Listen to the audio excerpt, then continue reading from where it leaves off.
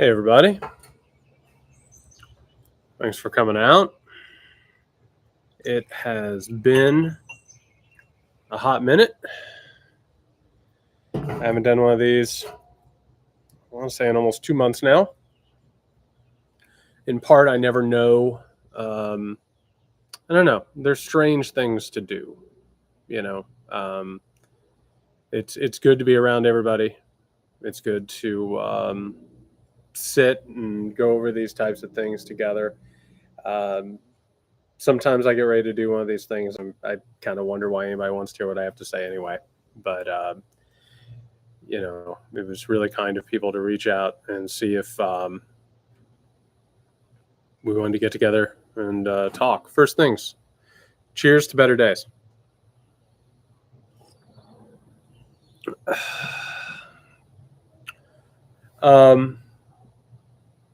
I don't have to tell you that things are tough right now.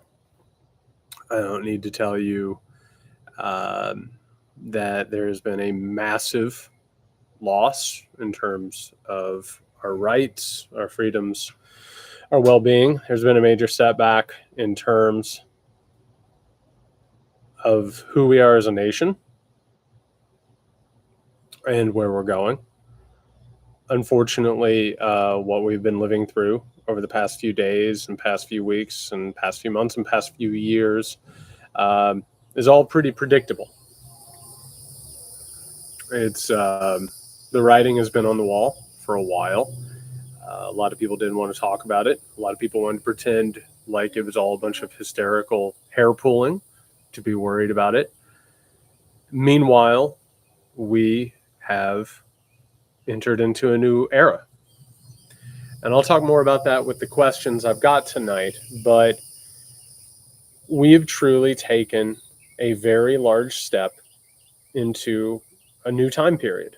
There are these epochs, there are these moments that change almost everything, that take us into a new reality where new things are possible. Sometimes they're good things, sometimes they're bad things, sometimes it's a struggle.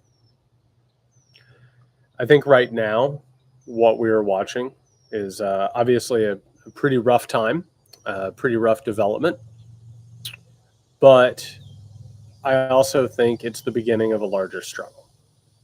And it's going to be a larger struggle to see what the future will be like.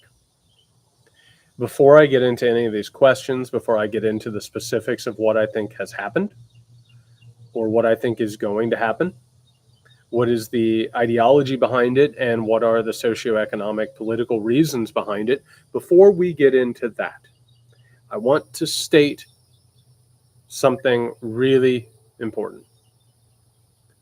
I remain hopeful. We're going to talk about some hard stuff tonight because we're going through hard times. But I remain hopeful, and I remain hopeful because things are changing, and it is becoming more and more obvious and undeniable that there is a crisis that we are facing, and there is a situation that we have to address. More and more people are having these conversations. More and more of these people are coming together and talking about these things. They're sharing notes, they're sharing education, they're sharing information, and they're starting to discover exactly what's happening. The feeling that you have undoubtedly had over the past few days, and if you're here for a Bourbon talk, if you've been to these before, if you've read the stuff, if you've listened to the podcast, you knew this stuff was coming. I say that not as sort of, flashing the stats or whatever. I say that because this stuff is obvious. This stuff is very, very apparent. And those of us who have been telling you that it's getting ready to happen, it's only because we're paying attention to the stuff that most people don't want to, because it's not comfortable, because it isn't nice, it isn't light. We're going to talk about some stuff that isn't nice and isn't light tonight. But I do want to point out that I think that feeling that some of you have had over the past couple of days, where you were shocked that this was possible, or you were shocked that there wasn't a bigger resistance to this, or that there wasn't an answer to this, or maybe the country isn't the country that you thought it was. That feeling of panic, that feeling of anxiety, that feeling of fear, I have to tell you, is a really good first step to starting to understand not only what's going on, but understanding what must happen now. And tonight we're going to talk about what has happened, why it has happened, where it is going, but we're also going to talk about what is now necessary. I've done these talks now for a couple of years. I've done the podcast for a couple of years. I've been following and documenting and analyzing politics for the last 6 years.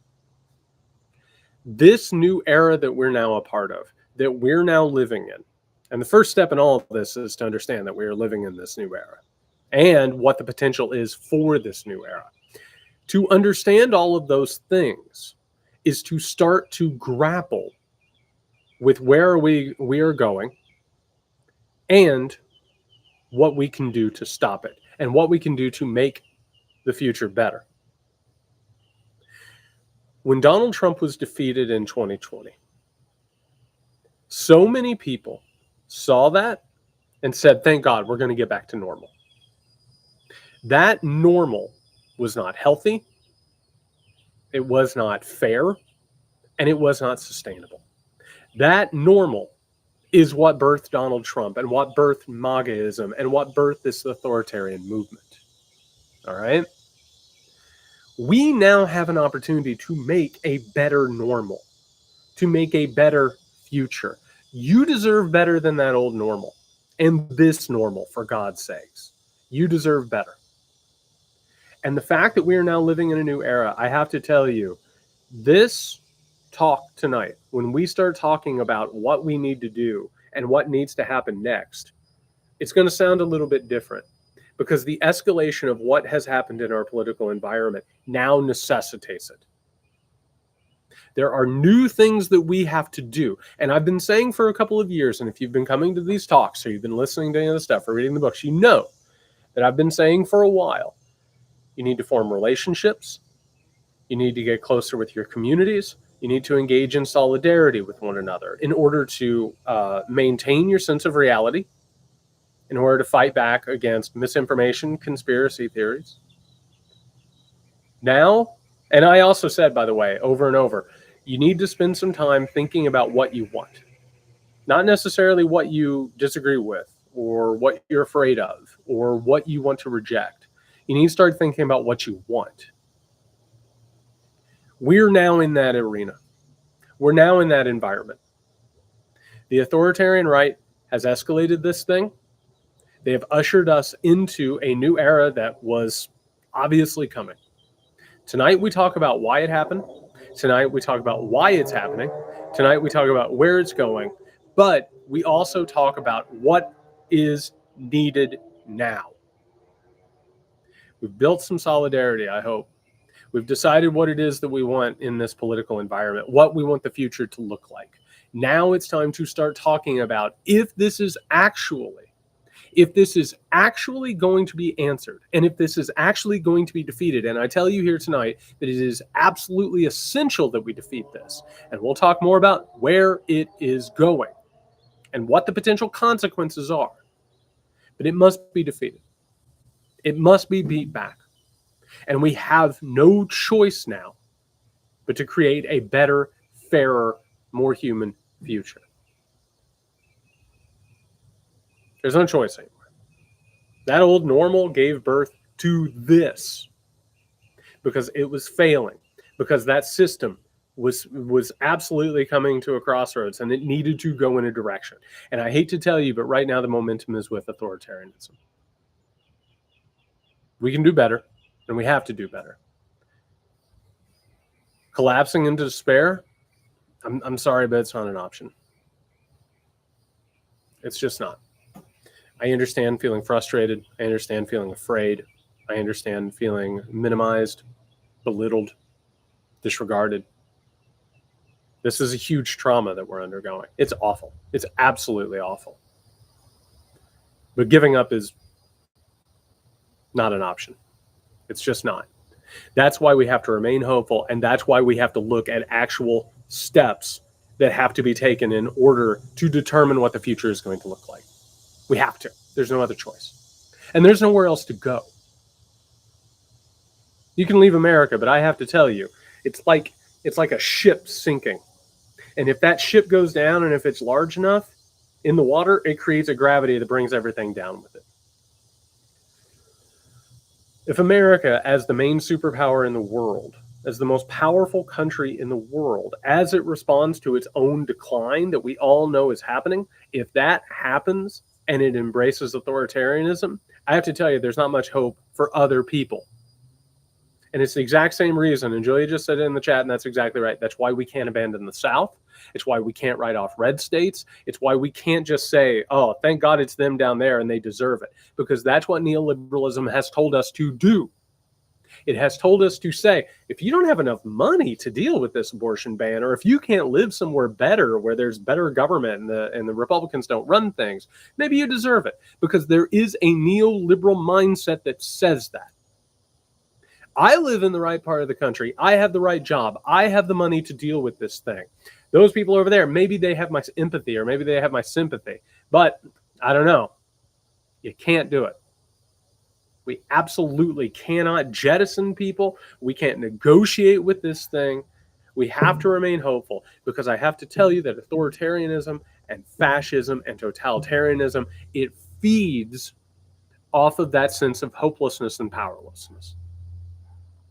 Things are bad right now. And I'll tell you why they're bad. They're bad because people have turned their backs on this thing and they've wanted to believe that it wasn't true. Why? Because these things are hard, and it's much easier to go about your life and not look it in the face and pretend that it's fine or that somebody else will take care of it. Robert Mueller will take care of it. Pelosi will take care of it. Merrick Garland will take care of it. It's so much easier to look at the world like that, like the experts have it. I don't need to worry about it. We can't afford that.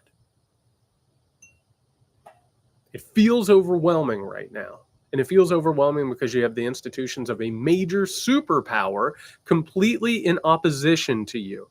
There's a movement that has more money than you. There are so many things that have to be done, and so many sacrifices and so many things that we have to go through in order to defeat this thing. And my God, you kind of have to draw an inside straight or a royal flush to get it done.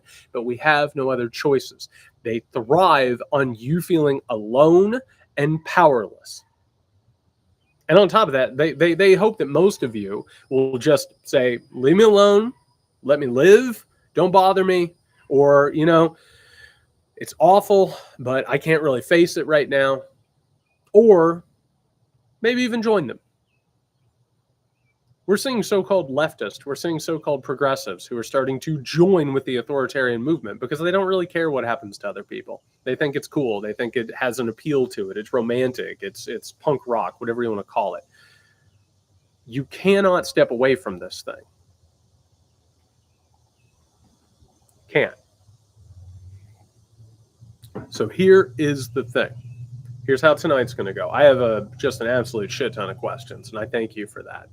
Again, like I said earlier, I never know about doing these things. I love doing bourbon talks, but I also don't want to imposition people. I want to help as much as I possibly can. It means the world to me that you'll come out and hang out with me and listen to what I have to say. And all the questions are they're great. And I'm so grateful that you asked them and that you came out tonight. It's been a while since we've done this, and it always it fills up my heart. And like you, I've been angry, I've been frustrated, I felt alone in all of this, but it fills up my heart, and so I say thank you. So we have questions. We're going to start with the why. We're going to talk about the political, the ideological, and the socioeconomic reasons. And then we're going to start talking about how to fix this thing. And then on the other side of that, there's some little side questions that go along with this to give you a little bit of context of what's going on in the meantime as we're doing that. But we're going to start by explaining it. And it's hard. And it's really, really tough. But then we're going to start talking about what this new era demands. And that involves what we can do and what we must do. So thank you again for the questions. Thank you for coming out. I really, really appreciate it. One more cheers. Cheers to everyone. All right. First one is from America. I've missed these talks like the desert misses the rain. That's very kind. That's very, very kind. Questions for you. One, an update on your book, please. The Midnight Kingdom is available for pre-order. It has a cover. It explains how the modern world was created through these lies and these conspiracy theories, and it talks about this point of crisis that we are in currently. You can find it any of your bookstores or pre-order it through there. You can get it through Dutton Penguin Random House. Pre-orders really help. They really help authors. So if you appreciate what I do, if you want to support what I do, go and pre-order that. So thank you. I really appreciate you asking about that. Number two, where are we going? It's just so much. And I'll go ahead and I'll start with that to open this up. And there's a couple of different parts of this, but I want to go ahead and start with that question of where are we going? And we have a lot of people here tonight. And I noticed that a lot of people appreciated the thread that I posted yesterday. I want to go ahead and start by laying the foundation there so we can all get on the same page about exactly what's happening. The current political order that we have been living in is losing its power. It's losing its luster. Representative government has been bought and sold by the wealthy and the powerful. This is what happens with unchecked capitalism, particularly hyper-capitalism. What happens is a few individuals gain so much money and so much wealth that there's a huge gap in inequality. Everybody else is left behind. And the free market system, the hyper-capitalistic system that we've been living in, it creates a hellscape. And basically, it's an ideology that the government isn't supposed to help us. It's just supposed to make sure that people can make a shit ton of money and that their businesses can just have record profits over and over and over again. As those record profits get in solitary hands, think your Elon Musk, your Bezos, your Peter Thiels, you name it. As they got all of that money, they have more money than they can ever spend. They have their own private space programs. You know, they've got 25 homes. Bill Gates owns ungodly amounts of land in the United States, right? As that happens, history tells us that concentrated wealth leads to the wealthy then buying their governments. Because why wouldn't you? At that point, if your government allows money into it, like, you're going to start rigging the government to increase your power and your profits. It's actually only rational if you are one of these super wealthy individuals. Those people and donors on the left and the right, but mostly within the Republican Party and on the right wing, have corrupted our government. And on top of that, as this has gotten worse and worse, and as the government does not respond to your needs, think about Katrina, right? Think about down in Texas, whenever the power grid goes down and people die and there's nothing there for them. Think about all these disasters that happen. Think about all of this debt. Think about student debt, you name it. As those things start to pile up and trust in government starts to decline and trust in the United States starts to decline, as the superpower starts to decline in terms of confidence, there becomes a crisis. Now, COVID, absolutely. COVID is a wonderful example of how this has happened. There becomes a crisis within the body. There's another side of this, which is that any economy that concentrates wealth in that few of hands, it inevitably burns itself up. There's a reason why we are in the economic crisis that we are now. And I guarantee that if you have listened to the podcast or watched these things, I have told you now for 2 years that eventually this economy was going to hit a wall and it was going to fall apart. And the reason is the inherent contradiction of capitalism, which is if you have a concentration of wealth, all of a sudden people can't buy houses. They can't buy things. All of a sudden they can't afford to live. This is why it's so hard to go out and get an apartment or buy a house. All of a sudden, the system itself starts to kind of get messy and starts to burn up and starts to fall apart. What happens when the system starts to fall apart is that the wealthy have a choice. They have a choice, and that choice is, do you go ahead and make things fair? Do you give up some of your money and some of your power and make sure that that inequality is answered and suddenly people can live better lives? Or do you start turning to authoritarians who will come into the streets and make sure that people will go to work and that they're not going to protest. Meanwhile, you have solutions to the crisis. On one hand, you can go in and you can make it fairer and you can solve the inherent contradictions of capitalism. Some people could argue that it's the government should, basically regulate things and make sure to circulate money. That's like the FDR model, which we'll talk more about in a little bit. Leftists would say it's about massive redistribution of wealth. Authoritarians say, no, there will be preference groups. There will be people who will live decent lives. And then there's going to be a lot of people who have to be exploited and they have to suffer. Now, that is almost always racist, sexist, classist, and prejudiced. Oh, and xenophobic on top of that. What we have now is a right-wing authoritarian movement that is gaining traction around the world because that neoliberalism that you and I are talking about right now is global. They are starting to take over in all of these big, giant powers. They already run Hungary. They already run Russia and a handful of other countries. They're starting to chip away at the Western powers. Now, you and I live in the so-called first world. You and I, we're living in a consumer society. I'm a white-collar worker. I'm an academic. I'm in the professional managerial class. That means that I don't have to go and, work my ass off in factories. It means that I don't have to go and serve you food at a restaurant or serve you food at a fast food place.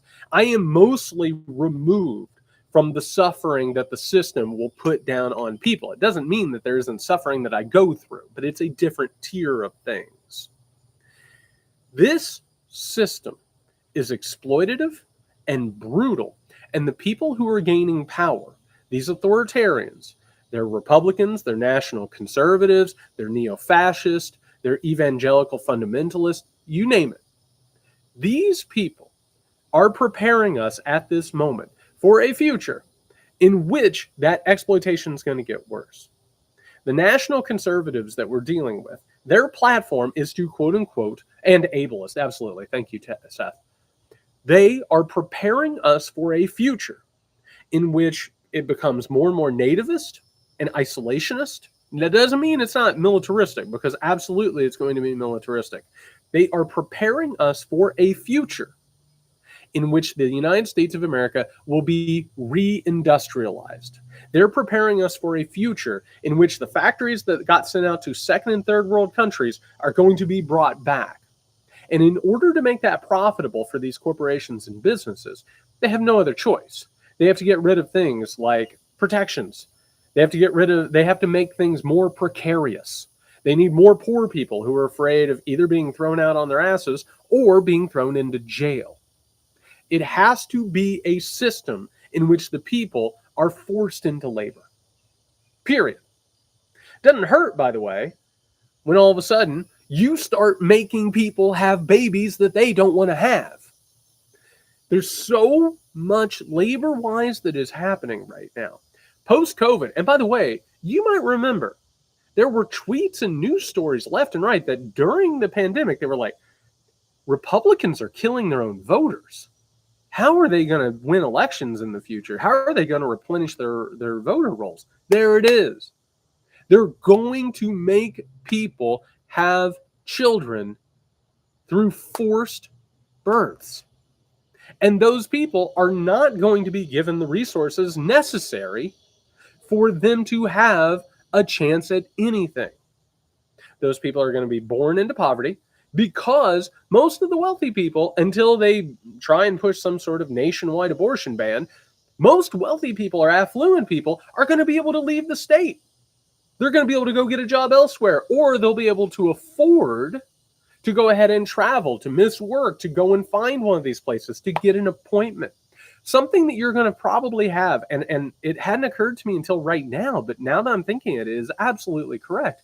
You're probably going to hear about private services that are going to take advantage of the abortion ban in the red states, and they're going to make sure that they can transport people into other states. You're going to have people capitalizing off of that. Meanwhile, you're going to have businesses left and right that are going to pay for people to go if they go ahead and say that they want to. And you're going to create an underclass. You're going to create an underclass of kids who are going to go into public schools that are absolutely like the spitting image of prisons. They're going to be taught indoctrination that basically continues the idea of abortion bans, that teach them to be obedient workers, that basically do not give them history, that do not give them the knowledge necessary to question what is going on. They are going to indoctrinate them in the same way that these right-wingers and all of them have been saying left and right, that they're being indoctrinated by liberal institutions. And they're going to be put through a system in which they're going to be turned into cheap labor. There's a lot of there right now. If you actually look at the labor market in the United States, and this is one of the reasons why we're seeing things like the raising of the interest rates and combating inflation. Like, we have too much money, right? We have way too much money. It needs to be restricted.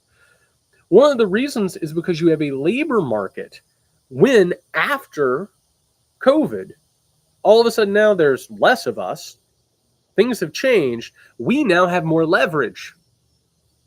We can now leave our job and go out and get another job. My God, they're out there competing for people to get on the jobs.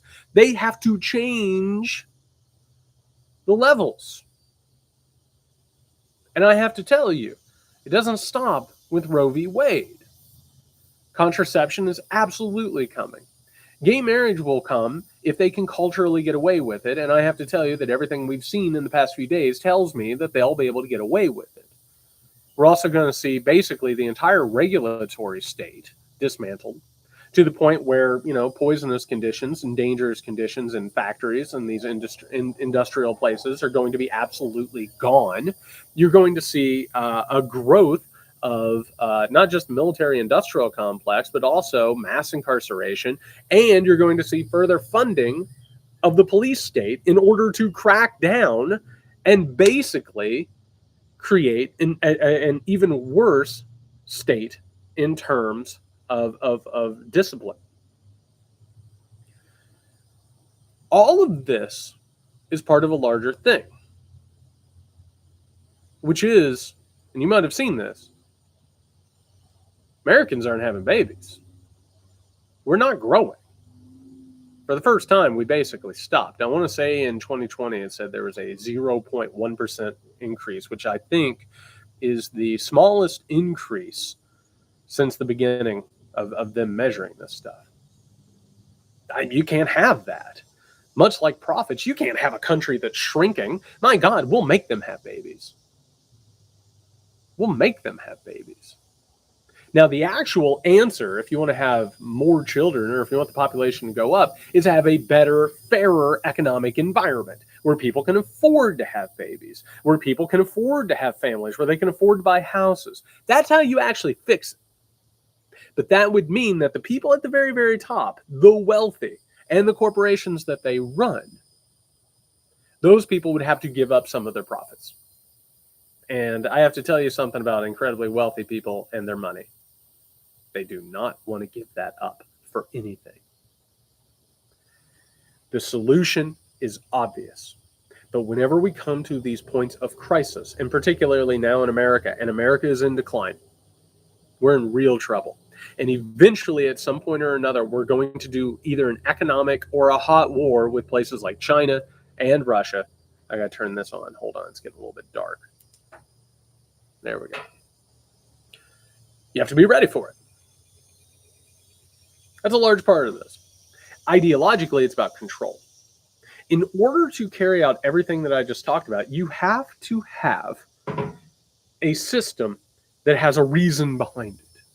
And what we're getting ready to watch, unless we defeat it, unless we beat it back, we're going to see a system that is based on evangelical orthodoxy, which says everything that happened in the 20th century was part of a conspiracy, right, between liberals and outside agitators and communities of color. That conspiracy put us on the wrong track. And as it put us on the wrong track, America started to decline because it upset God. And as a result now, we need a revival. We need to rediscover God. And in the midst of all of that, that basically tells the ruling class they can do anything that they want, because Christianity says that Christianity can't oppress people. That's good oppression. It's only when Christians get oppressed is it bad oppression. So that goes ahead and gives them the cover to do anything that they possibly want to do. But it also teaches subservience and duty. They will sanctify this idea. And whenever you look at fascism, whenever you look at authoritarianism, it always happens because of these socioeconomic reasons. And then what happens is an orthodoxy is brought in. And what they say is, you need to be a martyr for the cause. I know that you don't like to go into that job, and I know that you're going to die early because you're going to go in that job. But guess what? You're doing what God wants. You're doing what's necessary for good to conquer evil.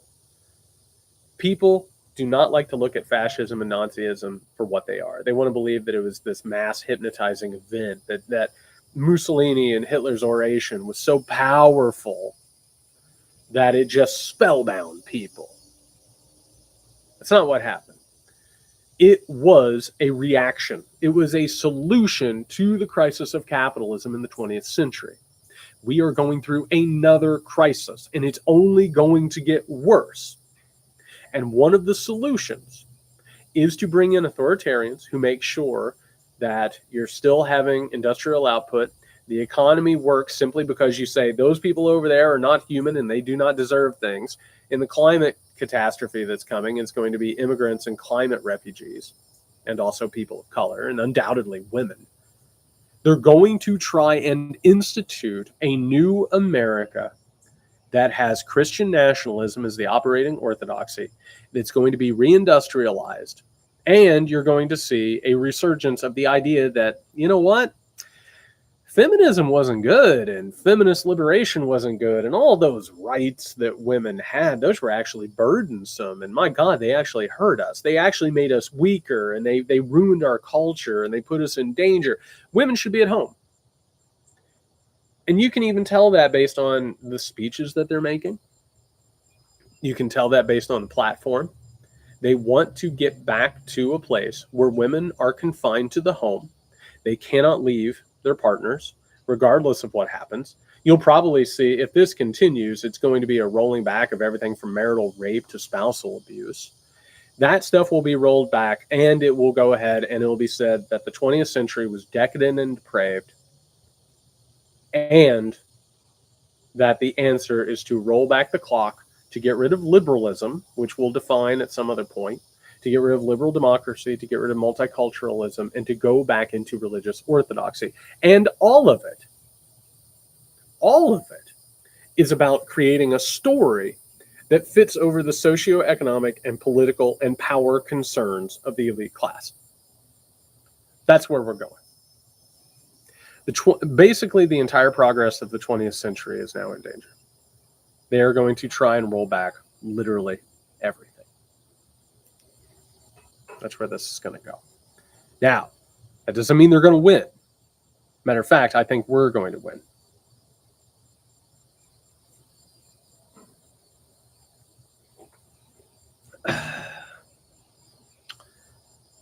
J and B. We talk about tech and surveillance in a post-Roe country. People are posting a lot of helpful information about deleting health apps, but some are posting invitations to visit people in abortion legal states. What should we know about privacy online? Here's what you need to know. During the War on Terror, the military-industrial complex, with the help of big tech and a lot of other partners, created the most powerful surveillance state at that time in modern history. China is ahead of it now. Don't worry, we'll learn from China. We're already buying a lot of their technology and a lot of their plans and a lot of their systems. Basically, what you're looking at in a post-Roe world, and if this movement continues to gain traction and momentum and power, I'm going to get to how we're going to win here in just a minute. We're defining the problem, then we're going to talk about what needs to happen. That surveillance state that has been created here, and which is going to be absolutely raised up and empowered, if this continues, it is going to be one of the most oppressive societies in history, if not the entirety of history. I want to give you a quick little anecdote. And you've probably heard about this, or maybe it's back in your mind. Maybe this is deep down, but maybe you heard about this. A few years ago, Target, the commercial chain, came under a little bit of fire because Target started sending women coupons and advertisements in the mail that were designed explicitly for pregnant people. The reason why they were able to do that is that Target had created an algorithm. This is part of surveillance capitalism. And by the way, if you haven't read the book Surveillance Capitalism, absolutely must read, non-negotiable at this point. Target created an algorithm, or bought an algorithm. Who knows, where those things necessarily came from. And one of the reasons why it did this is because there are major points in your life in which you change your buying patterns. Most of the time you go out and buy the same sort of things. It can be predicted pretty easily. But every now and then there's a moment, there's a life change, there's a moment in your life where it happens, where all of a sudden you can change your shopping patterns. Target and other places like that determine when those moments are. And one of the moments is when you're pregnant. In some cases, Target knew that people were pregnant before they even knew they were pregnant. Target knew that people were pregnant before they had posted anything online or even told their loved ones. The entire point of this is that our technology and the algorithms and surveillance capitalism and the surveillance systems that we've created are so incredibly powerful that they can know things about ourselves that we don't even know about ourselves. It isn't hard to see how those ideas and those systems and those algorithms and that surveillance capitalism can be used against us to surveil us. I told everybody in that thread that I wrote this weekend, go and look at the Comstock Act. And the Comstock Act, and this was another one of those moments. There are all these moments in American history where white people get freaked out and think that they're being replaced. The Comstock Act went after all of these publications and catalogs, all of these things that basically taught women how to take care of themselves or how to terminate their pregnancies. They made all of those things illegal, and they made it legal for the government and law enforcement to go into our mail and check and make sure that those things weren't making it to us. That's a very rudimentary form of this. But tech is so far advanced, and I have to tell you, every one of these tech firms, this is another thing why we must win this fight. Every one of these tech firms works with authoritarian regimes. They do not care about democracy. In fact, they kind of look at it as meddlesome, the same way that most authoritarians do. They think that they could run things a lot better if, elections just weren't in the way. They're more than happy to create firewalls. They're more than ready to censor materials that governments and authoritarian regimes don't want people to have. Big tech, and particularly the wealthy people behind them, we're watching this in real time with Elon Musk. We've seen it with Peter Thiel. It's happening all over the place, and he's one of the major funders behind this national conservative movement that literally wants to destroy liberal democracy. Elon Musk is starting to move in that direction as well. These modern-day tech robber barons are going to side with the authoritarians. Maybe a couple of them here and there won't. Maybe there will be a couple of rogue ones who don't want to go down that road. But I have to tell you, a lot of them are going to side with that. So here's what I would say. A lot of these apps, a lot of these information things that you've been using, they're probably pretty handy. I understand that, and they're nice luxuries. I would get rid of them. I absolutely would. I would get rid of as much of these apps and as much of the information gathering stuff as you possibly can. But I still think we're going to beat them. Jake says, how would Eisenhower and FDR react to their legacies being undone by the far right, who they even warned about in their presidencies? I want to put this out there very, very clearly. to go along with the idea that we are in a new era. You know, we talk about this on the podcast all the time, that Dwight D. Eisenhower and Richard Nixon would not be welcomed in the Republican Party now. They would be considered liberal or leftist, you know, based on where we are now. The reason is because they lived in a different consensus. In that different consensus, it was a New Deal consensus. It was decided that the government should regulate capitalism and that the government should circulate money in order to make the system keep going, and that they should carry on programs to make people's lives better, that they should redistribute wealth. Let me get this up a little bit more. That there was an active role for government to play in affairs. We have just moved in the past few decades from the New Deal order into a neoliberal order. This is one of the reasons why a lot of Democratic politicians, including presidents, are often indiscernible from Republicans when it comes to economic matters, and why a lot of stuff doesn't necessarily get done to redistribute wealth or to fund programs that help people. We currently live or have lived in a neoliberal order.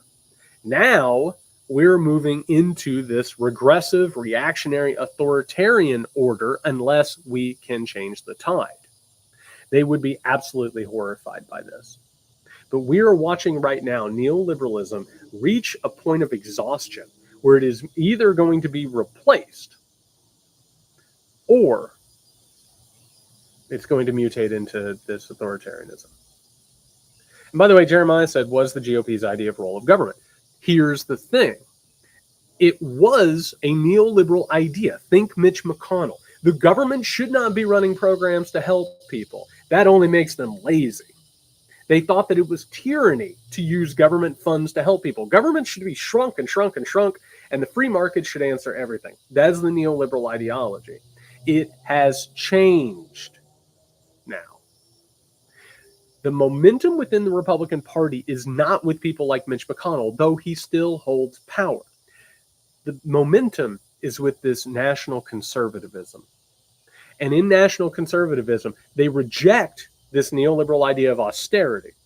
They reject global free markets. They want to bring us back into the borders. They want to concentrate on what's happening in America. And they want to use the power of government to help their friends and punish their enemies. They're a different breed of people, and they have rejected the neoliberal order that we have lived in. That doesn't mean they're your friends. It doesn't mean that the change that they are bringing about is good. It's actually oppressive. It is all based on using orthodoxy, religion, authoritarianism. They want to get rid of they want to get rid of representative government. They want to get rid of the regulatory state in complete order. They basically want to have total control over everything. They want an American Caesar. That's what they care about. By the way, J.A. says, how can we use religion to fight back against violent Christian nationalism? I have to tell you that is actually an opening that is there right now. Even the pastors and the preachers who helped create this modern order, they're terrified by what has happened. I cannot tell you the number of them that I've corresponded with who reach out and they say, I don't know what happened.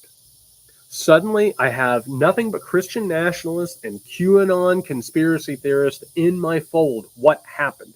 They have been, their congregations have more or less been taken from them. There is room at this point, and there are enough people, and we're going to talk about Q in just a second, Jess. Absolutely we are. There are enough of these people who are terrified by Christian nationalism that can be used as a weapon. I completely agree, and that's a really, really important thing that we have to remember in all of this. Du Chateau says, do you think revisiting Marbury versus Madison would be helpful? Do we actually need a Supreme Court making final says on what's constitutional? And do you think it's plausible or important to, I guess, get rid of them? I lost the second part of that. First of all, I have to tell you that the Supreme Court only has power and authority if we let it. It's true. They've basically been told, pound sand multiple times. Like, We're just simply not going to listen to what you have to say. I think the Supreme Court is an illegitimate institution right now. It created its own power in order to rule things unconstitutional. And the only reason that it exists, period, is as a check on democracy. It's on a check on the majority. That's the entire purpose of the entire construction of the United States government, from the Electoral College to the Senate to the way that everything is ordered. It is based on maintaining power for a minority of white, wealthy men. It's an illegitimate institution. And I have to tell you that if any party right now was serious, they would be waging a political campaign against the Supreme Court. They would be saying in so many words, this is an illegitimate court. And if it continues making these rulings that are so, the bugs are very loud. They're very loud this time of year. I agree. Cicadas don't mess around, man. But if you want to actually fight this thing back, you say, listen, Supreme Court right now is illegitimate. If it continues down this road, we're going to have to look at options, whether or not it's packing the court or simply telling them, hey, you don't have any power. You don't have any way to enforce your decisions. I know that sounds radical, but that's where we are. We have to start talking about this stuff. Moo Young, I did miss these immensely. Well, thank you. I missed you all. Do you think that part of the reason the GOP fascists are pushing so hard and fast now is in part a response to Putin's failure in Ukraine? I got bad news. There's not failure in Ukraine. Right now, Vladimir Putin has taken over large swaths of Ukraine. The situation is getting more and more dire. I said this at the start of the war between Russia and Ukraine. I wrote about this. I talked about this quite often. Everybody wanted you to believe that the international response to Ukraine was going to fix everything. That some of these boycotts were going to, render Russia incapable of existing. That a stronger NATO, particularly people coming together and raising money for militaries and such, that was going to stop it. And pretty much there was a manufactured victory in Ukraine. They took the resistance by Ukrainian fighters, and they basically talked about that for a couple of weeks. And they were like, man, these people are so brave.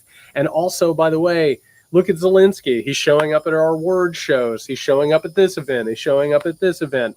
He's a hero. Things are done. The problem in all of this, as I said from the beginning, is that you can boycott Russia all you want. But its money, particularly its blood money, its corruption, runs throughout the entire international economic system. They're fine economically right now. They're not great. They're not doing great, but China's helped them, and also the international community keeps using. One of the reasons why we're in this situation in the first place is because we cannot quit the addiction of fossil fuel. That is a large part of this entire situation. But no, Putin has not, quote unquote, failed in Ukraine. He's still going. People are dying left and right. There is no end in sight in this thing. And by the way, I mean, the international community is not particularly interested in bringing this thing to an end. They want to go ahead and sell arms over there. They want to keep the military-industrial complex continuing to put out more and more weapons for this thing. And they also see it as a strategic means of occupying Russia as this thing happens. But I will tell you that the exact same thing that is happening that led to the war in Ukraine, which is the alternative to the neoliberal system, Vladimir Putin, backed by a bunch of ideologues, believe that neoliberalism is nearing its tipping over point. That's why, by the way, the name of my book is The Midnight Kingdom. It's called The Midnight Kingdom because Putin and the ideologues around him and a lot of these authoritarians believe that we are at midnight of this regime, this order, this system, and that the next day they will control. They will have an alternative. They will have their way over the rest of the world. That's what ended up happening. And the economic crises that we're getting ready to face, my God, we're going to deal with so much famine. We're going to deal with so much economic tumult. We're going to deal with, of course, climate change and catastrophe. This right now, what we're watching in Ukraine with Russia, but also what's happening here with Roe v. Wade, with the national conservatism, with all of this authoritarianism, it's a worldwide movement. And it's about taking the order that we have had and shaking it, because they have to shake it up in order for new opportunities to be realized. So yes, those things are all connected. Absolutely they are. But there has not been a failure. They haven't succeeded the way that they would want to, but yeah, this thing isn't over. Can I give a few examples of the people leading this new order or system? Oh, yeah, absolutely. Right now, this is very much a donor class that is creating a movement up. So, like, for instance, on the ballot in November, you have J.D. Vance and Blake Masters. You have two senators who have been completely bankrolled by one donor, Peter Thiel, who, by the way, is just absolutely in love with this authoritarian idea. Absolutely in love with it. That national conservatism, and it's got Cotton, Howley, you name it. That national conservatism is backed by all of these donors, their think tanks, their foundations, their institutions, you name it. So right now, you have a situation in which the old neoliberal GOP order is being attacked by these people who are trying to take it over. Koch brothers, absolutely. Absolutely.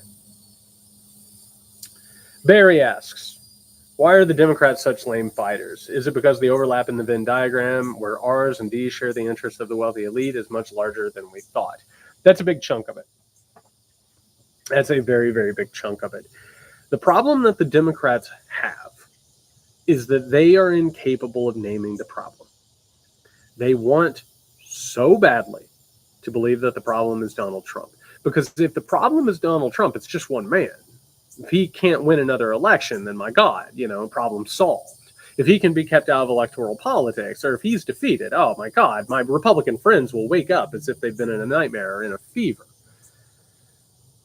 They're funded by a lot of these people. They have moved towards corporate funding as opposed to funding by the people, labor unions, you name it. The neoliberal turn of the 1970s, 80s, and 90s has changed the Democratic Party. They are incapable of naming the problem because they are part of the problem. For them to see this thing, for them to understand the thing, it would take a complete reconfiguration of who they are and what they believe. So, for instance, it's like a tobacco executive, right? And all of a sudden you start hearing, oh man, I think cigarettes are causing cancer. On one hand, you probably know that cigarettes cause cancer. In fact, you probably had scientists tell you left and right. But your idea of yourself and that foundation of who you are, it goes ahead and it tells you, oh, the problem can't be me. It can't be my product. All of these people must be wrong. And on the other hand, a lot of them are complicit. There are a lot of neoliberal Democratic politicians who are not interested in changing anything. They have been bought and sold by a constellation of different donors. Cough, Manchin, Sinema, Cough. But that's not even the beginning of it. Also, the leadership of the Democratic Party is absolutely living in a completely different era. I hate saying that, but it's true. Biden, Pelosi, Schumer, they think that they're still dealing with the 90s and the 2000s. They really think that maybe this is just an act that will pass. And if they can just keep trying to find common ground and bipartisan behavior, or if they can go ahead and figure out a way to appeal to the quote unquote independent voter, which doesn't exist, then everything will be fine.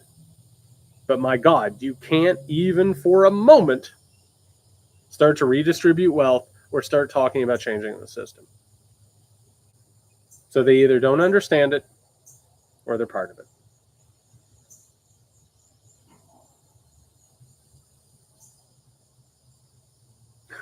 What about that undecided voter? If you are undecided as of right now, I don't know what to say. They're not built for this moment. They're not. They're just absolutely not. And what I've seen in the past couple of days only made it worse.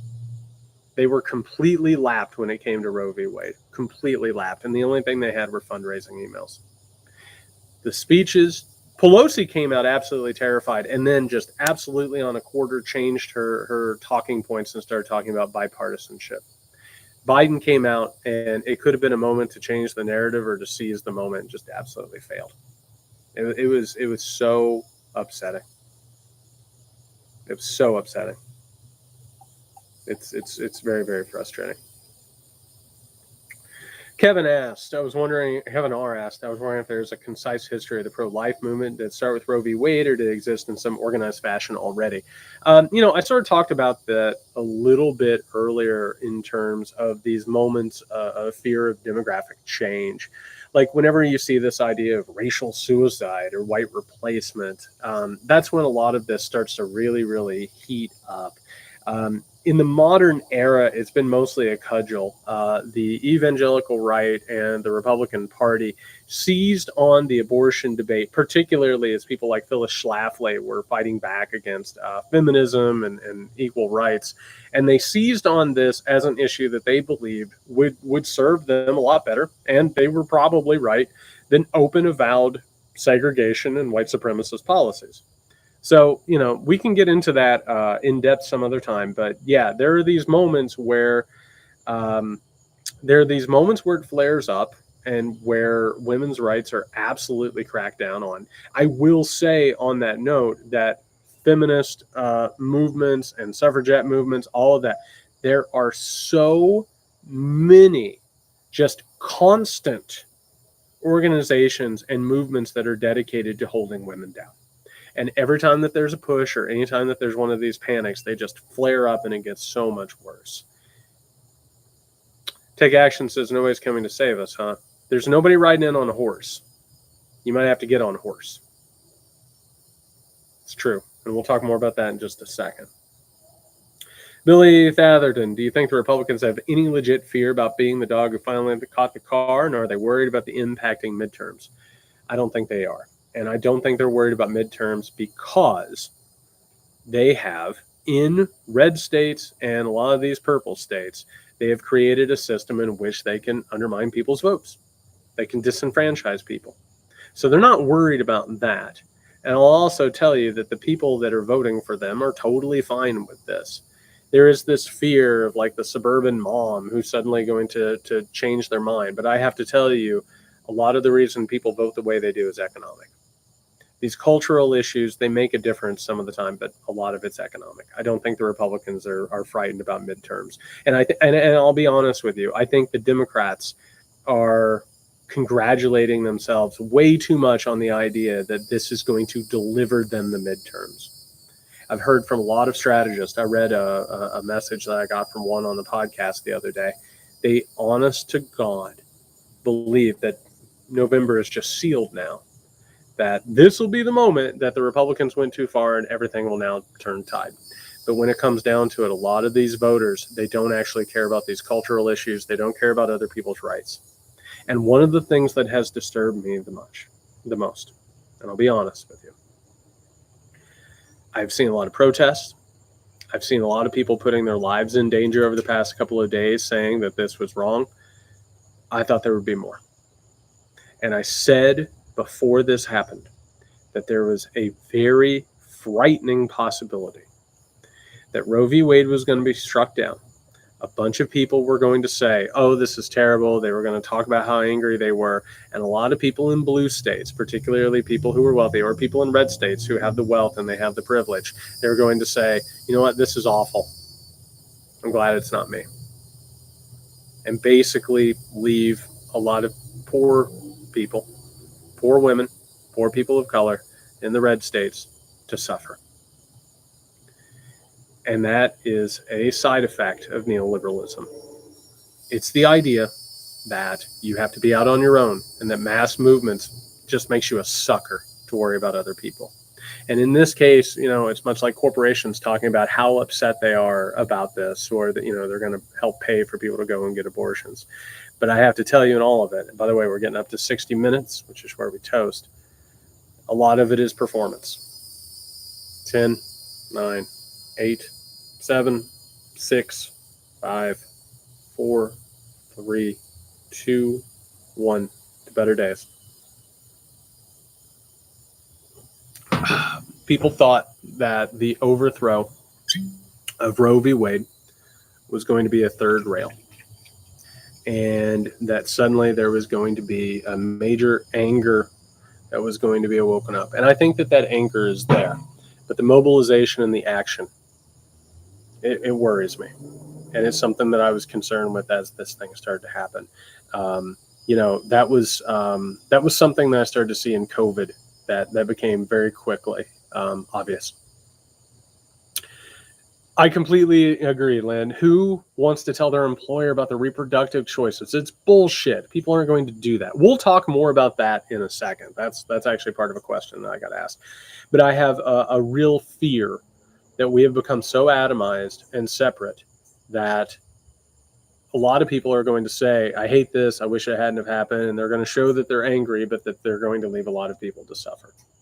And that is going to be part of the balkanization or the breakup of the United States, which is everybody in blue states are like, I got mine. And one of the things you always see, and I always push back on this, and even Nick says this on the podcast, and I think it's one of the things he's very wrong about, the idea that we just need to go ahead and have a breakup of the United States. We need to turn into two countries.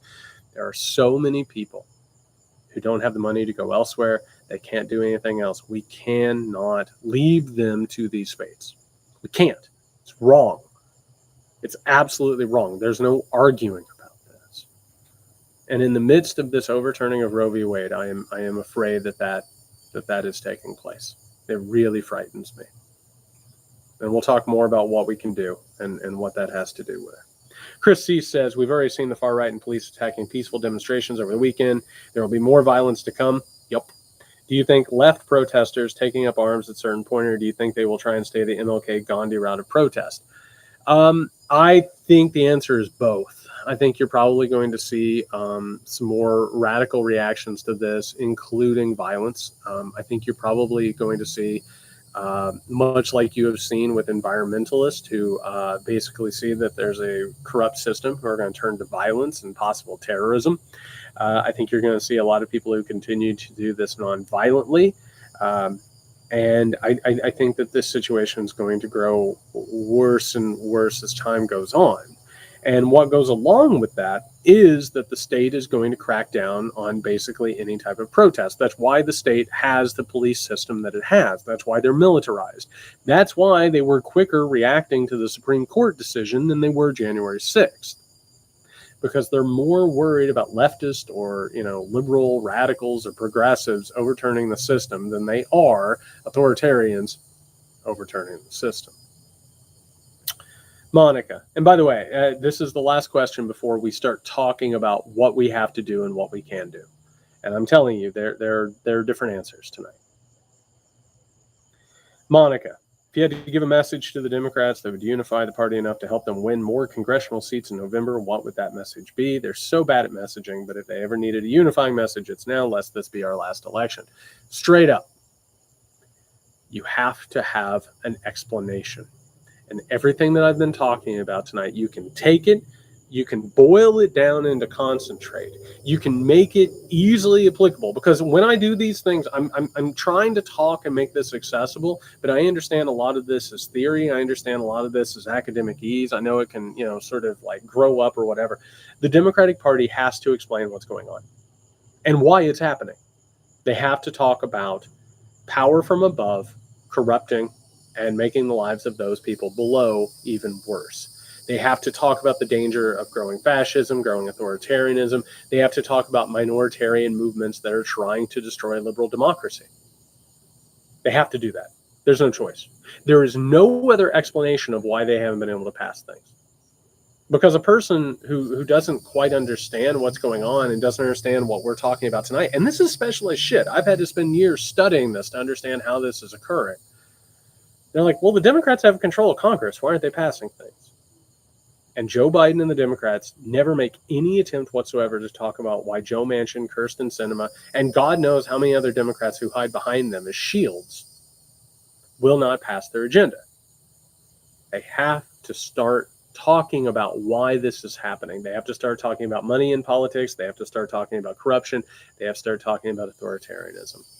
Simply expecting all this to fix things, or suddenly for this to hand the midterms to them, isn't going to work. And I really, truly believe that's what Democrats are starting to tell themselves at this point. All right. So now I have a list of questions. And these questions are about practical.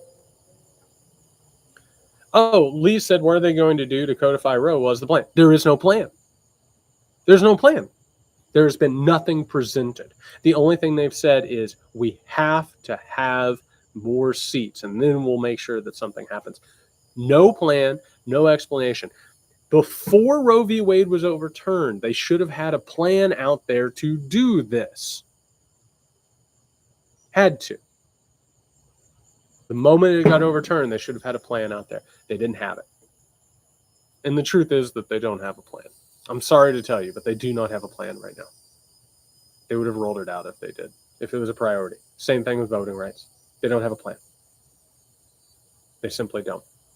The answer, because of the system of strategists and consultants, all of those classes of people, the only thing that they're actually concerned about is fundraising for the next election. They don't have a plan. They don't. You would have heard about it by now. Because that's what you have to do. You have to put forward a plan, because that's how you get people to go out and vote. The Republicans are very good at this. Whenever the Republicans have gained a bunch of seats, or whenever they've had their own little quote-unquote revolution, they've had a list of things. This is what you are voting for. Here is what will happen. In all of this, what is happening is the Democratic Party at this point is sort of ceding ground. They don't want to be called radical.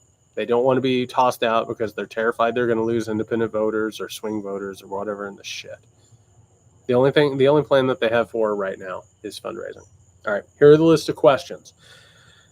These are about what should we do. These are about what can we do. These are about what we must do. And again, if you've watched these things, if you've listened to the podcast, if you've read my writing, this is a little bit different tonight. We're in a new arena. We are in a new era at this point. Okay. John Steen. The only thing that will save us is an intersectional movement that includes everyone. It's the only thing that hasn't been tried. It's hard work. Institutionalist Democrats will not save us. I agree. They care about their own interest and comfort and very few others. I agree with that. An intersectional movement is absolutely what needs to occur. I have to tell you that this calls for a massive populist movement. It has to have shared goals. It can't be about divvying up the pie as it is, which is what most politics are about right now. It's about who deserves what slice of the pie.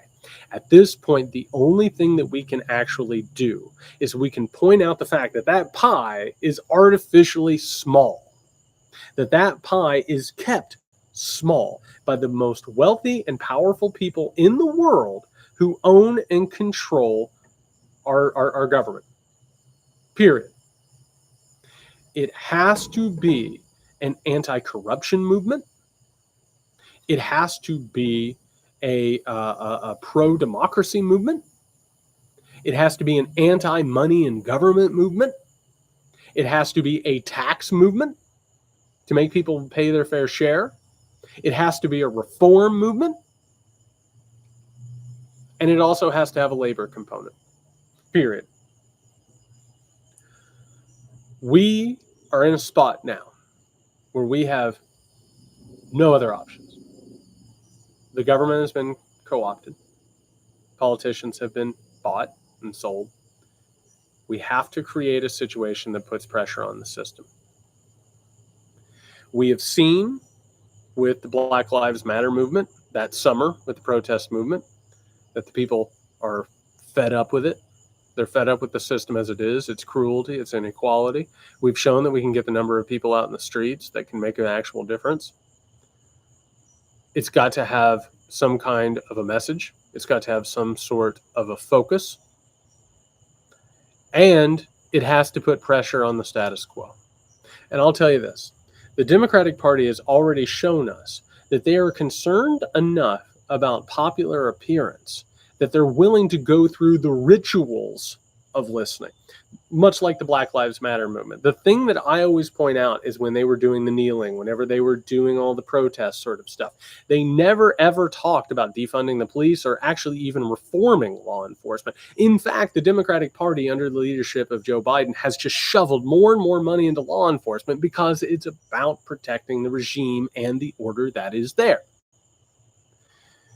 They can, however, be pressured by an outside movement in the exact same way that the Republican Party was pressured by the Tea Party. The Tea Party grew to the point. I completely agree. It's the people elected to the party. I have a major disagreement. I'm not going to say the name of the person. There is a commentator on social media that I could not disagree with more on literally everything, and it drives me insane, this institutionalist who keeps telling everybody, quit questioning the Democratic Party, quit trying to make them do anything different. You're not smart enough to understand what's going on. You don't understand the processes of leadership and politics. I get furious at this person constantly. Furious about this thing. It is so condescending and classist and disgusting. You have to put pressure on these people. And we'll talk in a minute. I got asked about the question of it, and I'll get into the actual history of it. There has to be pressure put on this current system to reform. And it has to be a populist movement. And with all of this, it's not the hardest thing in the world. We have 99% of the population that is not making it. They're in a constantly more precarious position. We can't afford houses anymore. Our jobs are getting worse. We're being mistreated. We're being abused.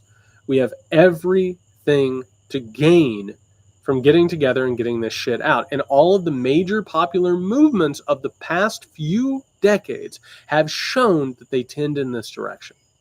It has to happen. And I want to be very clear about what all this is leading up to.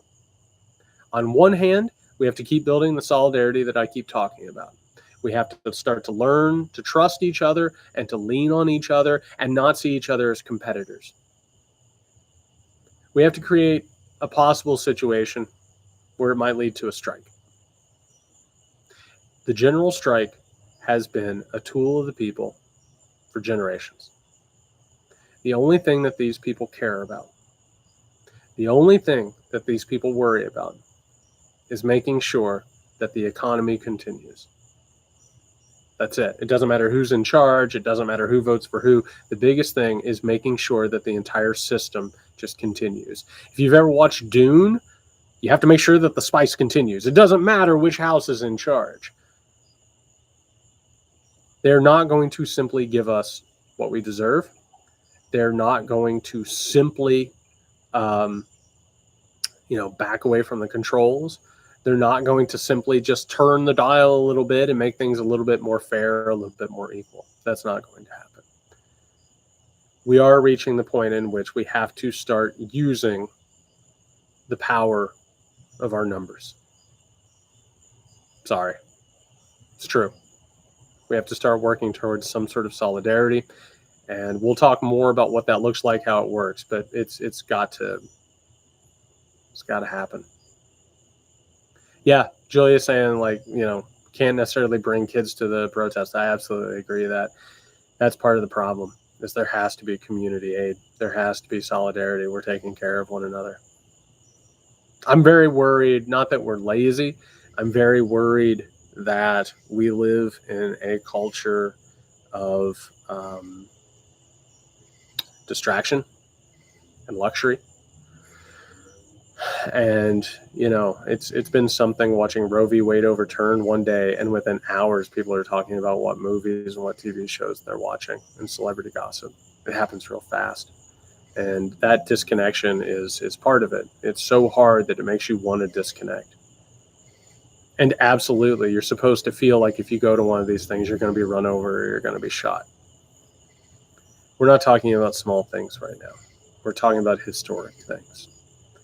And we are stepping up into a new era in which we don't have much of a choice anymore. Vivaldi's. I'll be joining you drinking Bullet this evening. Cheers to that. Good bourbon.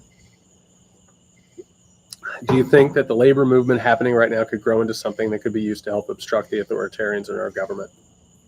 Yes, absolutely. You're starting to see a lot of movement and momentum there, which is one of the reasons why what's happening right now is happening. It's one of the reasons why these economic steps are being taken in order to make this a more employer-friendly economy, even more than it already is. It's supposed to create precarity, making sure that people get back into their jobs, and you're starting to see corporations that are taking just unbelievable steps to try and undermine labor unions. But I will tell you, this movement that is happening within labor is one of the most optimistic making things that we have. And in the midst of this, we have to understand that all of the people who are doing this, and it's, you'll hear about this union being started or this shop being started.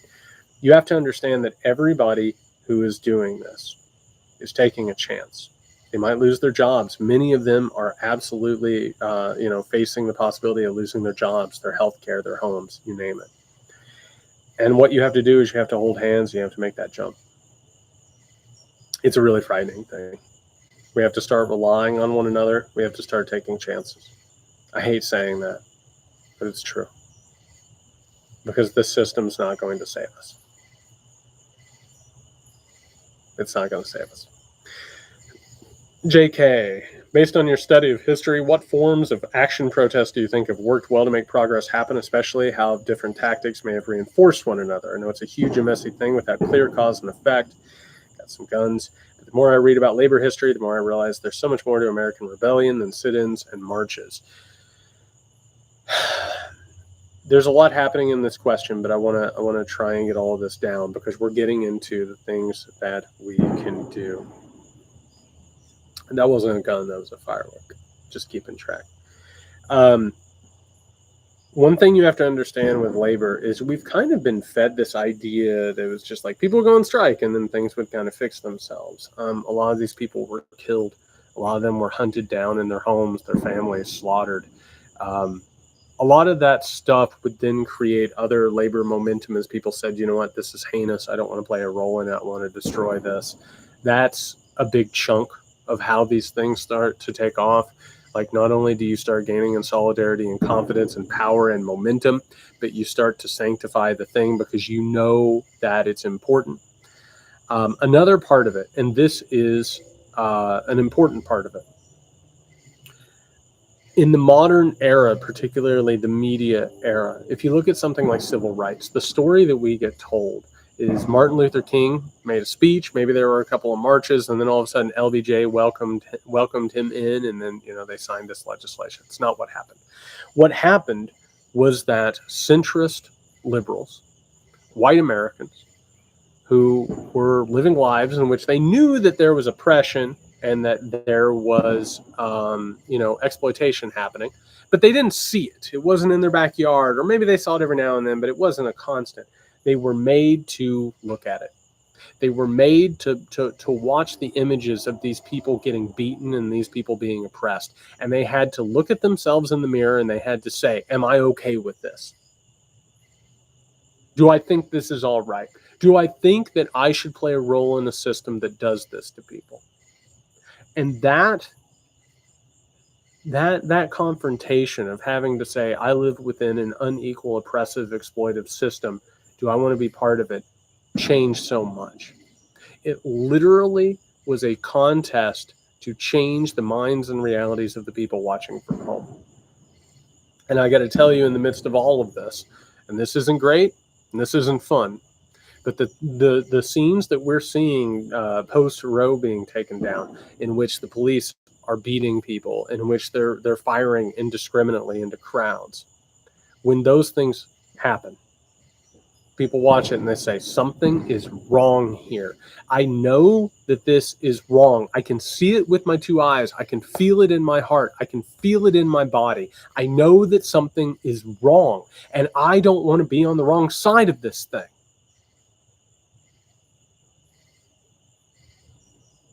You have to be confronted with what the system actually does.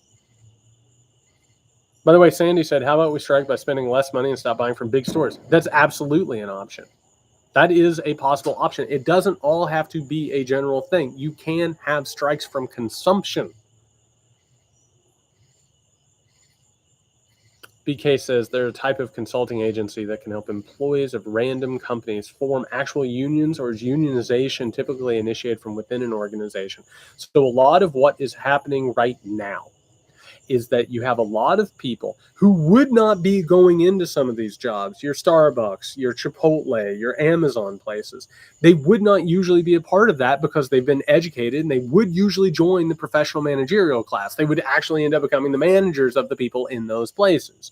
And they go ahead and they get jobs within those places that certain people would look at as below them. They go in and then they organize based on that. One of the things that we're going to have to do is we're going to have to end up taking jobs that we think are below us, or that other people should do, or, you know, that's work for other people. And we're going to have to go into those types of places. But I'm sure there are absolutely organizing units that know about more of that stuff. Absolutely.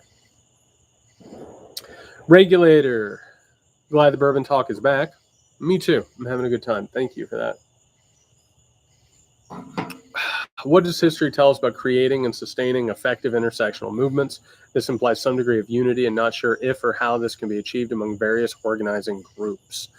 History tells us that once it gains momentum, it starts to roll downhill. These different groups, when they start talking to one another, and when they start discussing the shared goals, because I have to tell you, white supremacy, authoritarianism, exploitation, all of those things combine to harm us.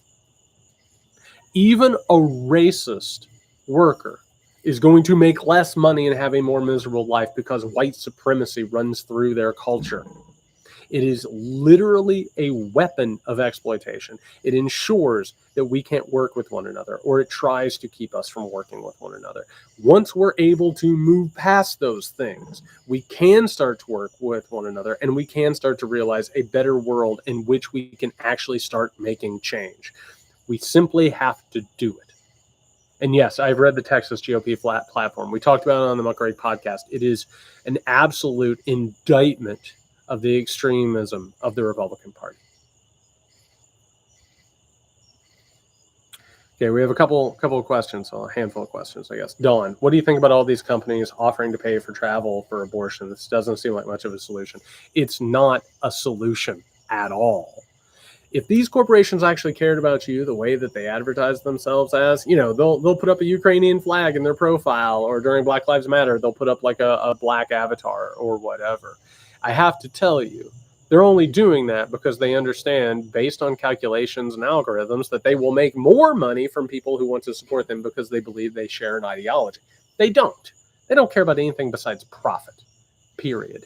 And they understand that by going ahead and saying that they care about those things, representation, inequality, suffering, exploitation, that people are going to buy their products. Nike is not your friend.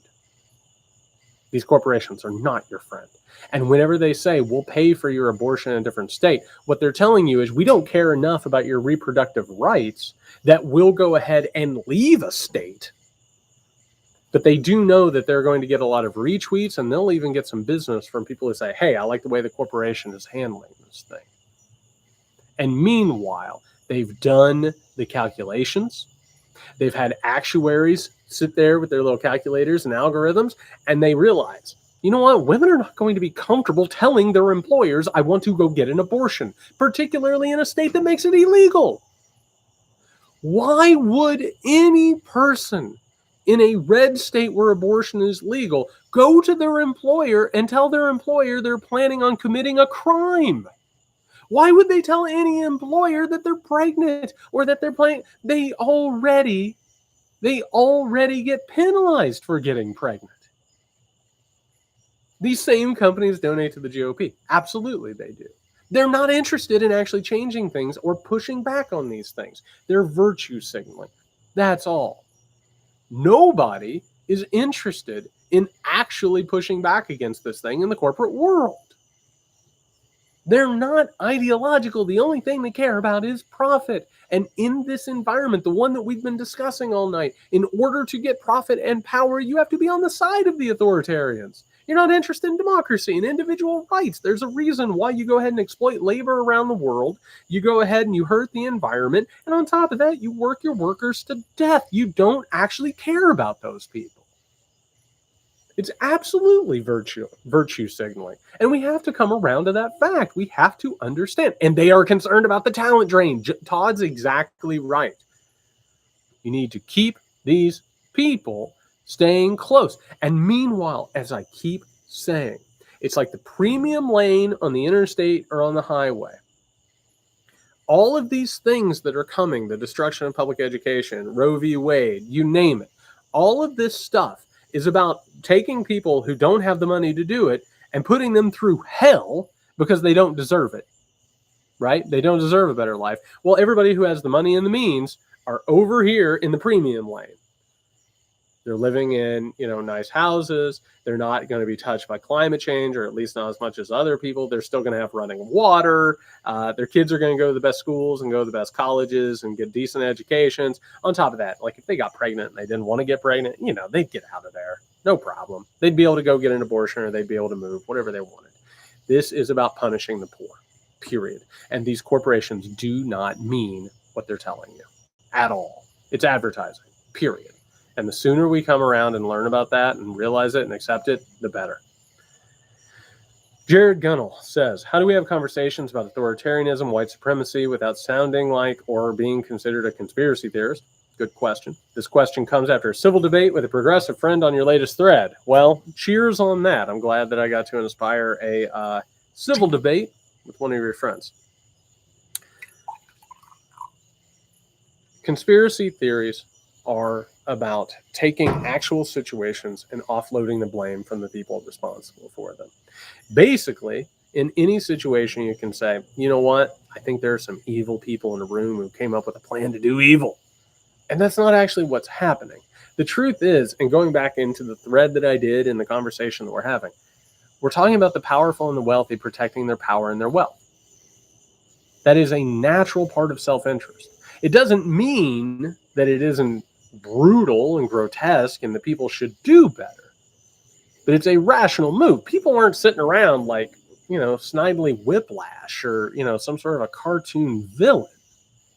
If you talk to people about the wealthy and the powerful using rational means to increase their power and their wealth, it sounds true because it is true. Conspiracy theories are about offloading the causes of things from the people who are responsible for them. When I talk about what the national conservatives are doing and how they're trying to push this authoritarian agenda, I'm talking about a socio and economic solution to a crisis. They believe that's the right solution. They're wrong. And also, on top of that, it's gross. But it's not a conspiracy theory. There aren't people in a smoke-filled room making this decision.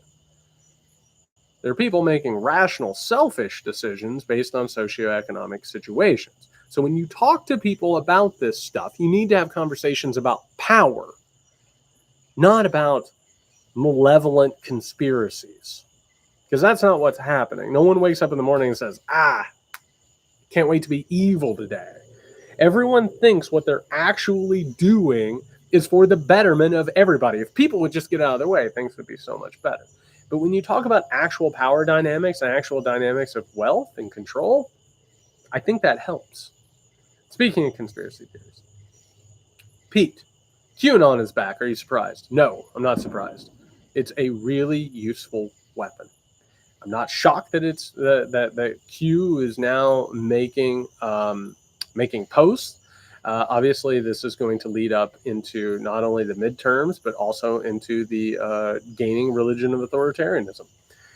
It's part of the mystical nature of the authoritarian movement. They have to have this. It's revealed knowledge from on high, right? It's the security clearance that people know things that you don't know. So as they start to dismantle liberal democracy, they have to have this mythology. Yeah, Lee. I'll say this about the January 6th committee. I have appreciated the dearth of information that they have released. I thought they put together a really good narrative. I do not think this is about prosecuting Donald Trump. I think it's about laundering the Republican Party's reputation through Liz Cheney and Mike Pence in order to push the narrative that Donald Trump was the only problem, while meanwhile completely obscuring the fact that there was a network of donors, think tanks, and institutions that carried this thing out. The wealthy who are attacking democracy are not being mentioned in all of this. And you might have noticed this. This is something that has happened in the past couple of weeks, something that's happened. When I first said that, as the committee started meeting, everyone said, just wait, Jared. They're finally going to get it. They're finally going to start talking about these donors. Just you wait. Tonight's not the night. Now, all of a sudden, when I mention it, what do they say? That's not what this is about. There's time for that. It'll happen at some point. Just be patient. It'll happen. Merrick Garland's going to get on a white horse and he's going to ride in and save everybody. That's not what this is about. This isn't about prosecution. This is about creating an environment in which the Republican Party will not nominate Donald Trump again, which I have to tell you is not an environment that exists. They will nominate him again if they decide that's in their best interest. They're probably going to go with Ron DeSantis. But it is about creating a narrative about what has happened. It's not actually getting into what happened on January 6th. It's a very, very thin discussion about what happened on January 6th. And that being said, that thin discussion about what Trump and his cronies did, they killed it. They've absolutely killed it in creating that narrative. But they are not interested in talking about the donor system and the wealthy who have attacked democracy. Have no interest in that whatsoever. Scott, I'm so tired of doom scrolling, rage tweeting, and Facebook arguing with high school friends. Don't do it. All of those things are not actually reckoning with what's going on. I know how easy it is to doom scroll. Don't do that. Spend that time educating yourself on what's going on, what's happened in history, what are the possibilities. Take all of that anxious scrolling and turn it into something else, because literally that's just being addicted to a product. That's all it is. And I understand it. And it's almost like a stress ball or a fidget spinner or something like that. Like, I get it. I totally get it. Rage tweeting. Rage tweeting is okay because you're actually communicating frustration and you're starting to diagnose the problem. But whenever you think that it's basically coping with this thing, turned into something useful. Facebook arguing with high school friends, I don't recommend that. I don't know what that's going to do. I want so much to do something, anything to be part of the turning tide. Where do we even begin? What can somebody who's just trying to pay the bills do? Now, I put this in a different place away from the discussion of the larger movement that I was talking about for this reason. It is still important for us to engage in solidarity in our lives. It's still important to talk to other people, to talk about what's actually going on as we're getting educated, as we're getting organized, talking to other people and letting them know what's going on. Because as you're talking about this, you're gaining in trust with one another, but you're also getting informed with one another. And as you're working on that solidarity, you're creating links within family, friends, community, you name it. That is important, and it doesn't cost anything. It's living a life in which you are having actual discussions about what's going on. The online world, with the doom scrolling, rage tweeting, and Facebook arguing, that gives the illusion of doing something. And listen, there's a lot of information that can be had and exchanged on social media, but don't forget these are commodified spaces that are meant to allow you to vent your frustration without acting upon them, right? So get really, really focused on educating yourself about history and current events and deep politics.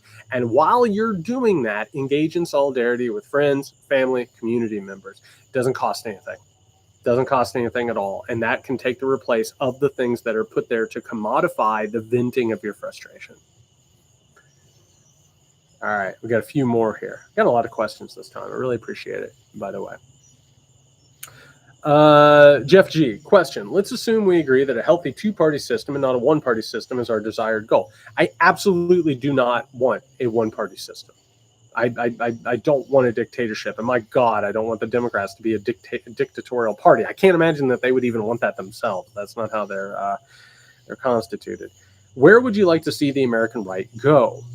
Well, first off, I'd like to see the Republican Party go away. It has reached its ideological bankruptcy. It needs to go away and be replaced by something else. And I would much rather be having arguments with neoliberal Republicans, because then the Democratic Party can have conversations about redistribution of wealth and regulation, and the Republicans can be the neoliberals. That's the direction I think that should happen. What would be a more constructive path for it to take?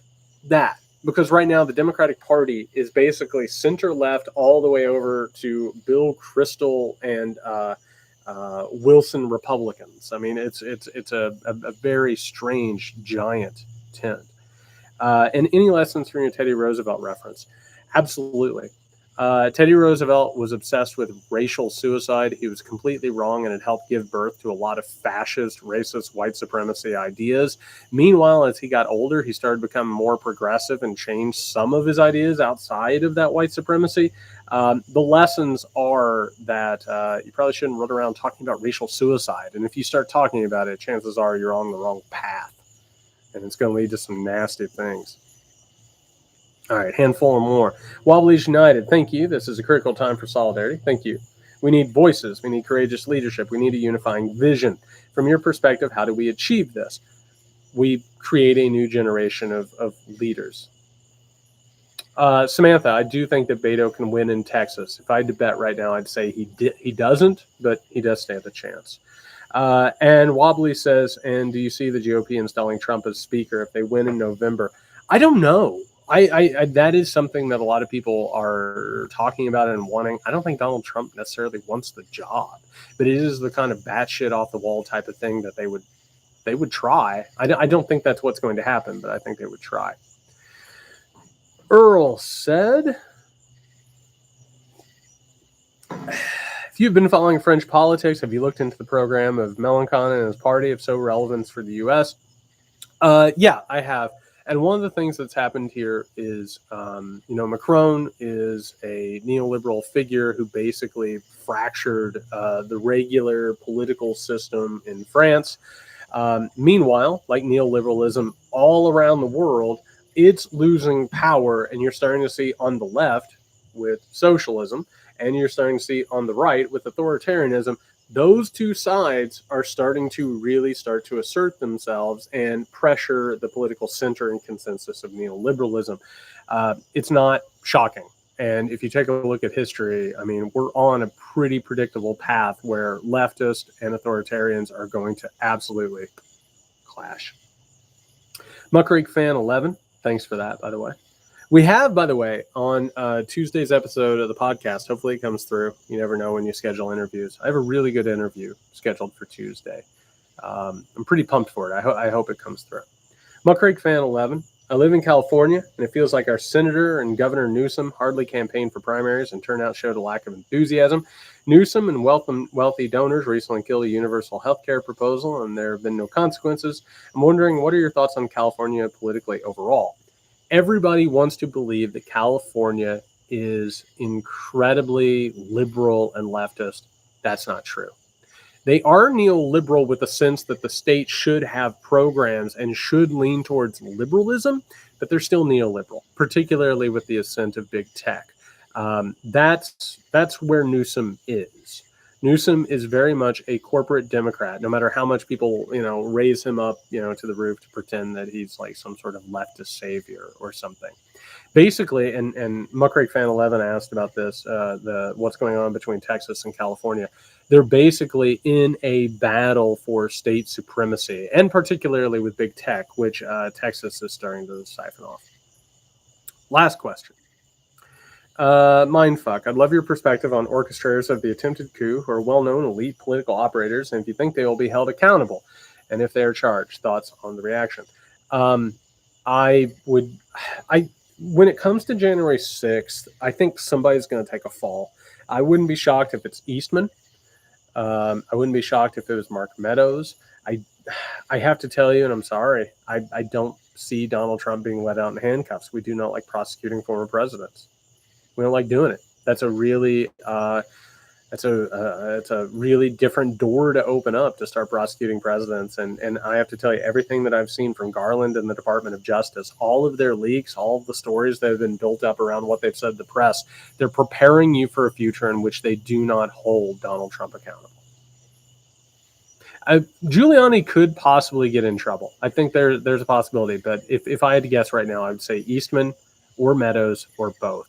But I do not think you're going to be seeing Donald Trump arrested. If I'm wrong, I'm wrong. I mean, if I'm wrong, that's a great day. What do I think would be the consequences? I said this on Substack. I did a video on Substack. If you're not subscribed over there, jaredyatessexton.substack.com, which I did because people in Bourbon Talks told me to do, and they were right. I did a video on this. Do I think there would be violence if Donald Trump was arrested and these people held accountable? Yeah, I do. I think there probably would be. But I also don't think that that's a reason not to. I simply don't. You have to hold these people accountable, or else you're just going to see more of this stuff. Okay, so those are the questions. I got to tell you, as always, thank you for being here. Thank you for coming out. Thank you for the support and the kindness. A lot of people were reaching out to me, asking when the next Bourbon Talk would be and saying that they really, really needed one while this whole thing was happening. It means so much to me that you want to hang out with me on a Sunday night. I mean, it is hot out here and the cicadas are wild. And these are tough times, but it always feels good to have these communities. And, you know, it's funny. I always have people who come on the podcast, and we do interviews with them, and then inevitably they'll reach out in a couple of weeks or a couple of months, and they'll just comment about how much they love the Muckrake community and how kind they are and how supportive they are and how we've built something really, really cool and necessary. And they're right. They're 100% right. I don't know how I would be feeling right now in the midst of all of this, even knowing what I know and having the research in the background that I now have. I don't know how I would be feeling about this right now if there wasn't a political community, a social community that I've seen take care of one another, support one another, encourage one another, and support and encourage the rest of us. It is, it's really, really important. And where we're going in this new era, this is absolutely essential. Do not despair. All of this conversation is hard. You know, I keep saying it, like I've gotten a little bit of a reputation of, you know, being a little bit of a prophet of doom or being a cynic, but I'm not. And I'm not because we're having these conversations and because I'm seeing people take care of each other. We can't afford to give up on this. And by this, I mean, not just communities, but also all the progress that we have. We need more, but we can't cede the progress of the 20th century. We can't collapse in authoritarianism. We simply can't afford to do it. We have to do something different. We have to go somewhere else. We have to go in some sort of a different direction. And so on that note, I say this. This is to not just better days, but to winning this thing, beating back fascism, beating back authoritarianism, and a better, kinder, more real human feature. Cheers to everybody. All right, everybody, let's do this. We'll do this sometime here soon. Let's fight this fight. Let's do it.